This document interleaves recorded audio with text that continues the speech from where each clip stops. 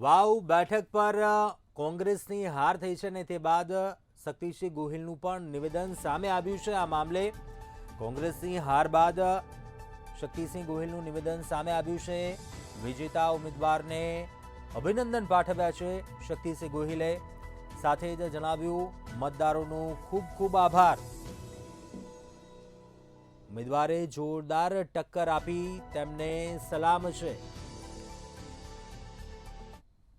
નમસ્કાર।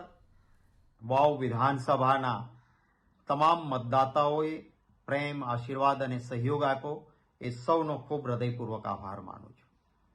સતત પહેલા રાઉન્ડથી કોંગ્રેસ પક્ષના ઉમેદવારની લીડ વધતી હતી। છેલ્લા થોડા રાઉન્ડમાં એ લીડ કપાઈ અને નજીવા મતોથી ભારતીય જનતા પાર્ટીના ઉમેદવાર જીત્યા છે। જીતેલા ઉમેદવારને મારા તરફથી અભિનંદન। અમે થોડા મતોથી ન જીતી શક્યા એનો રંજ જરૂર છે, પરંતુ હાર અને જીત એ લોકશાહીમાં થયા કરે।